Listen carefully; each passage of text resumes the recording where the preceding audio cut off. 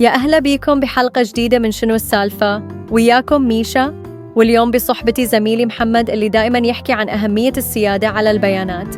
أهلاً بك ميشا، وأهلاً بكل اللي يسمعونا. اليوم راح نثبت لكم شلون السيادة اللي نحكي عنها تتحول من مجرد فكرة إلى نجاح فعلي ينقاس بالأرقام. بالضبط محمد، النجاح مو كلام، النجاح هو قصة، مثل قصة واحدة من الدوائر الحكومية اللي كانت عدها أزمة ثقة.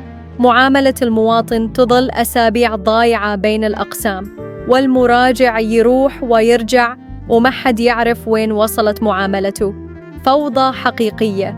والحل يا ميشا؟ بعد ما استخدموا نظام المراسلات والتكت من دار النظم، كل معاملة صار إلها باركود وتتبع إلكتروني. المدير صار يتابع كل شيء من شاشة موبايله. النتيجة خلال شهرين الشكاوي قلت بنسبة 70%، ورضا المراجعين صار ينشاف بالعين.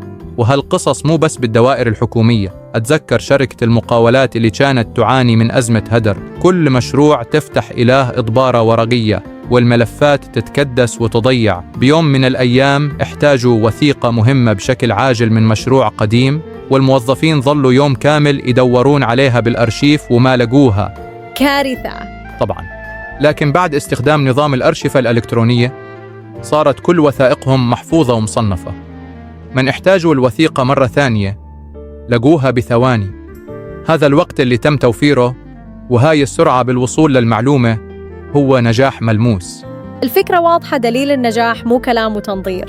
الدليل بالأفعال والنتائج اللي تغير واقع العمل، لأنه يهدر النظم.